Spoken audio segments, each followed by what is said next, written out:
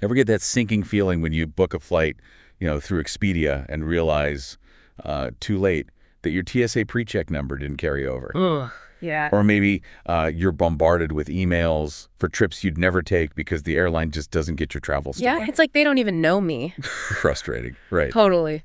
Well, imagine a world where those travel headaches are a thing of the past. That's the power of a Customer 360.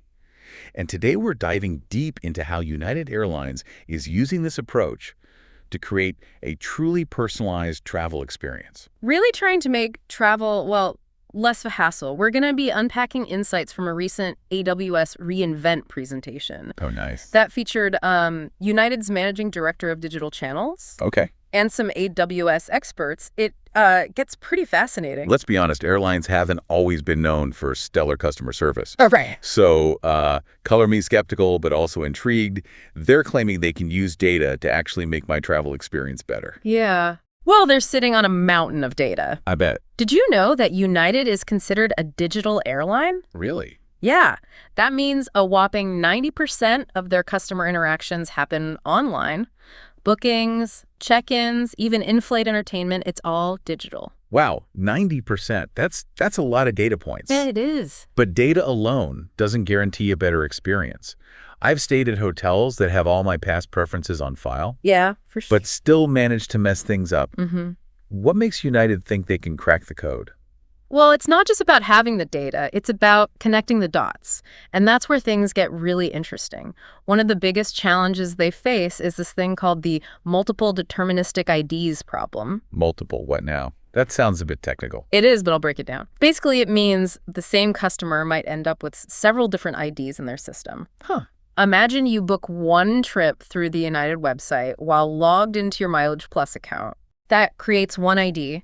But then you book another flight through Expedia, and that creates a second ID, even though it's still you. Okay. So the system doesn't realize it's dealing with the same person. Exactly. I can see how that would lead to all sorts of confusion and missed opportunities for personalization. Exactly. And this happens a lot, especially with the estimated 50% of United passengers who aren't even enrolled in Mileage Plus. Wow, that's a lot. Yeah, so they needed a way to fix this, and they turned to a pretty cool solution called entity resolution. Entity resolution. Yeah, they've basically created a digital detective that uses AI to figure out if different bookings are actually all you. Oh, wow. Even if your info isn't exactly the same each time. A digital detective, huh? Huh. I'm picturing Sherlock Holmes with a laptop. Kinda, yeah. So how does this AI sleuthing actually work? What are they looking for? Think of it like this. They feed all their historical booking data, as well as real-time data from new bookings, through this AI engine. The algorithm then analyzes all sorts of data points: names, email addresses, phone numbers, even booking patterns, and determines the probability that different records belong to the same person. Okay. If the probability is high enough, it creates a single unified profile for that person. Okay, so they're using AI to create a more complete picture of each customer. Exactly. But let's get down to brass tacks. What's in it for me as a traveler? Yeah, good question. Does this actually translate to a better experience? Absolutely. Imagine a world where your TSA, PreCheck, Clear, and other travel preferences are automatically applied to every booking, regardless of how you book. Okay. No more scrambling to add your PreCheck number at the last minute. Okay, that would be a dream come true. I can't tell you how many times I've had to dig through my emails at the airport to find that PreCheck number. Hey. What else can they do with this unified profile? Well, they can offer you personalized recommendations for flights and destinations. Even suggest things like seat upgrades or extra baggage allowance based on your past choices. And they can finally stop sending you those irrelevant marketing emails about destinations you'd never visit. Yes, please. With this level of insight, they can send you targeted offers that actually match your travel style and interests. Personalized recommendations sound great, but it makes you wonder, how much are they tracking to make that happen? Is this true personalization or just a clever way to upsell me on more stuff? That's a great question, and it brings up the crucial issue of privacy. As airlines and other companies get smarter about connecting the dots on our data, we have to ask ourselves, how much are we willing to share in exchange for convenience and personalization? It's a tricky balance, right? I mean, I love the idea of a seamless travel experience. Yeah. But I don't want to feel like Big Brother is watching my every move. I hear you. We'll definitely need to dive deeper into that privacy piece. For sure. Before we get there, though, I'm curious about the tangible results United is seeing with this approach. Are people actually noticing a difference? They are. United reported a 35% reduction in duplicate IDs, which is a big win in terms of data accuracy. Yeah, makes sense. But even more importantly, they saw a 15% increase in their Net Promoter Score, Okay, which means passengers are genuinely happier with their experience. that's impressive. So they're claiming to have cracked the code on using data to improve the customer experience, and the numbers seem to back it up. But this is just the tip of the iceberg, right? What does the future hold for personalized travel with United? Well, they have some pretty ambitious plans. They're even talking about leveraging Starlink high-speed internet to offer a living room in the sky experience. Whoa. Yeah. Hold on. Yeah. Starlink on planes. Yeah. That's a game changer. But is it really going to be that seamless? It's definitely ambitious, but with the speed and reliability of Starlink, it's not out of the realm of possibility. And think about the possibilities for personalization with that level of connectivity. Yeah. Hyper-personalized in-flight entertainment, real-time destination information beamed straight to your seat back screen. Wow. Even curated dining recommendations based on your dietary preferences. The possibilities are pretty mind-blowing. Okay, color me officially intrigued. But before I get carried away dreaming about personalized in-flight movie marathons, let's come back down to earth for a minute. Right, because this all leads to an even bigger question. And that is? If United is aiming for 100% digital adoption, what happens to the people who aren't comfortable with technology? Right. Or those who simply prefer human interaction, especially in stressful travel situations? Are they being left behind in this quest for a seamless digital experience? That's a really important point. Yeah. Not everyone is tech savvy, and we need to make sure that technology enhances the travel experience for everyone, not just the digitally inclined. Exactly. We'll tackle that question and delve deeper into the potential downsides of a fully digital travel experience in part 2 of our deep dive. Okay, can't wait. We just painted a pretty amazing picture of the future of travel. Hyper-personalized experiences, seamless digital interactions, a living room in the sky. It's pretty cool. It all sounds pretty incredible. It does, doesn't it? But let's not forget the question we posed at the end of part 1. Right. What about those who aren't comfortable with technology or those who simply prefer a human touch? A truly customer-centric approach can't leave anyone behind. Right. As much as I love the idea of breezing through the airport with just my phone, Yeah. I can't imagine a world where we never interact with another human being.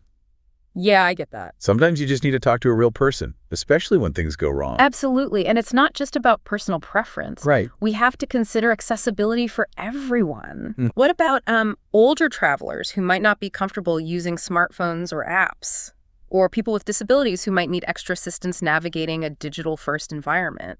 It's like those self-checkout kiosks at the grocery store. Yeah. They're great when you're in a hurry and have a few items, but if you have a complicated order or need help finding something, Right. you end up wishing for a cashier. Exactly. Digital solutions should enhance the customer experience, not create barriers. Right. So the question is, how can airlines like United strike that balance? How can they embrace technology while ensuring that no one feels excluded? It's a tough challenge. Do you think it's even possible to achieve 100% digital adoption without leaving some passengers behind? It's definitely a balancing act. Yeah. But I think it's possible if airlines are thoughtful about how they design and implement these digital solutions. Okay. They need to offer a range of options and meet customers where they are, both literally and figuratively. So what does that look like in practice? Give me some concrete examples. Sure, for starters, clear and concise instructions for using digital tools are essential with multiple language options and accessibility features built in. Okay. And they need to offer robust support channels for those who need help. Yeah. Think dedicated phone lines with real people on the other end, Yeah. or in-person help desks at airports staffed with friendly and knowledgeable agents.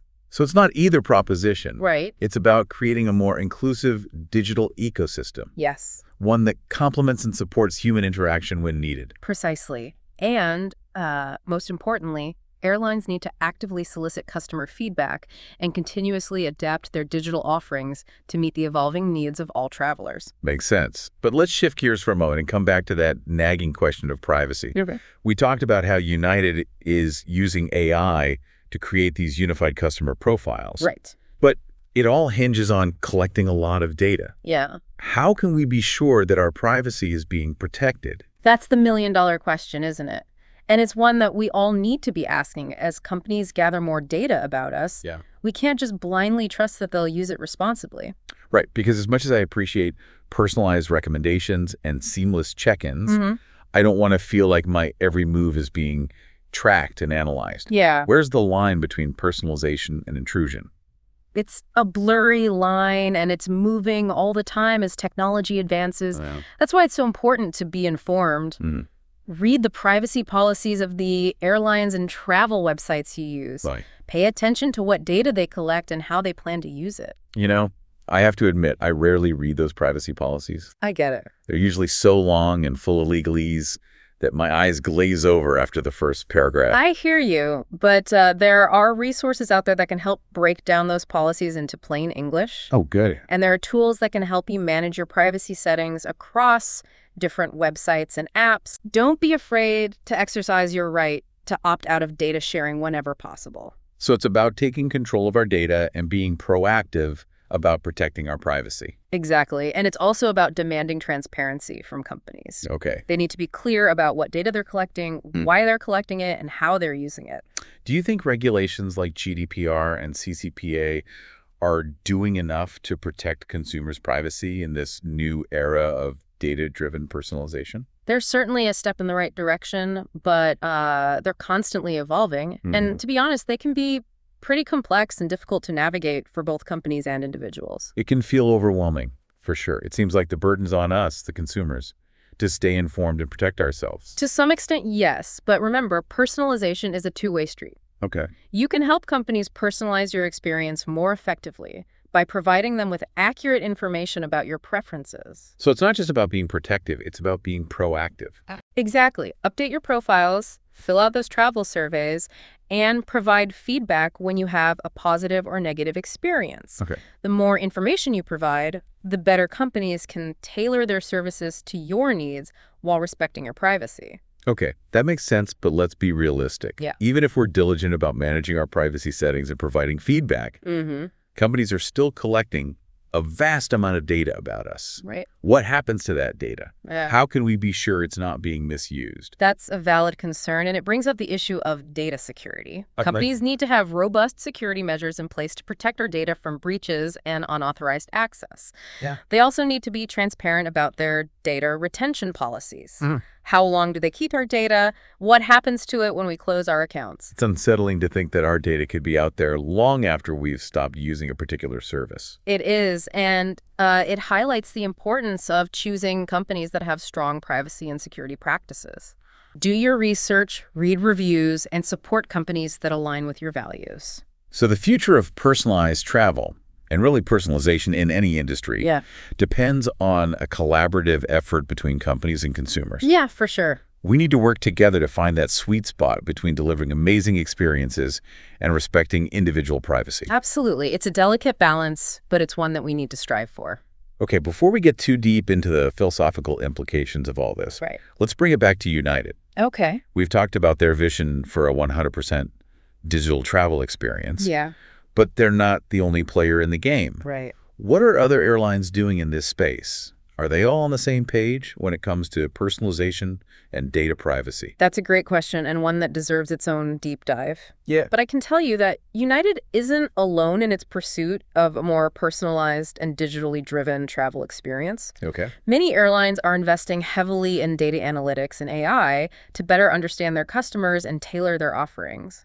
It sounds like the airline industry is on the verge of a major transformation, with technology playing a leading role. For sure. But as we've discussed, there are some serious questions about privacy, accessibility, and the potential for data misuse that need to be addressed. Absolutely.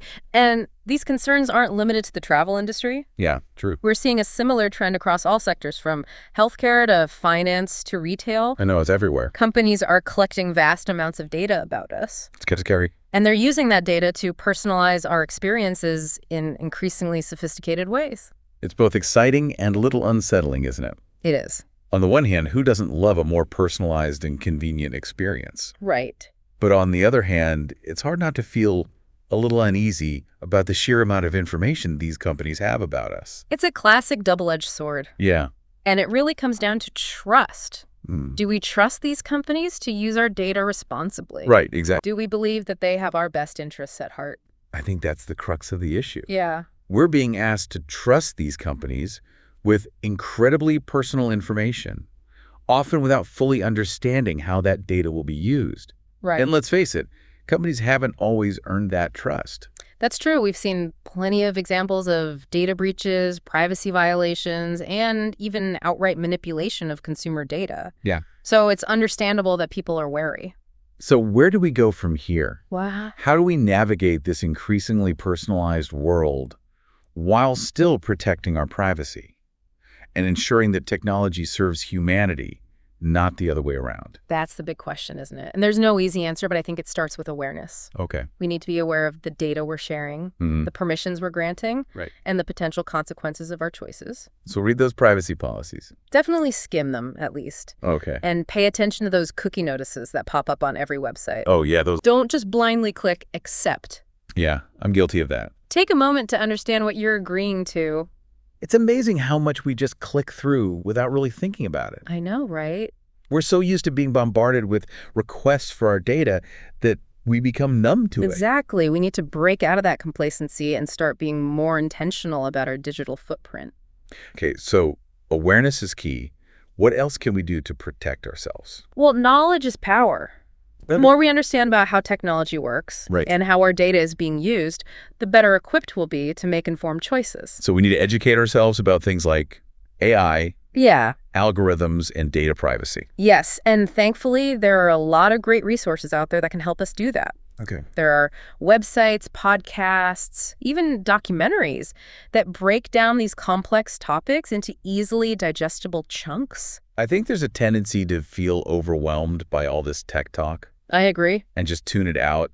But you're right, we can't afford to bury our heads in the sand. We need to be active participants in shaping the future of technology. Absolutely. And it's not just about protecting ourselves. It's about advocating for a better future for everyone. I like that. We need to demand transparency from companies, Uh-huh. push for stronger privacy regulations, and support organizations that are fighting for a more ethical and equitable use of technology. It sounds like the future of personalization is really in our hands. It is. We have the power to shape the way companies use our data by being informed, engaged, and vocal. Yeah. We can help create a future where personalization enhances our lives without compromising our privacy or exacerbating existing inequalities. That's an inspiring thought to end on. Yeah. Thanks for taking us on this deep dive. It was my pleasure. This has been really, really interesting. Thanks for having me. For anyone listening, if you want to learn more about the topics we've discussed today, Yeah. check out the show notes for links to resources and more information. And be sure to join us next time for another deep dive. We'll be exploring a new topic and uncovering more insights about the future of technology and its impact on our lives. Until then, stay curious.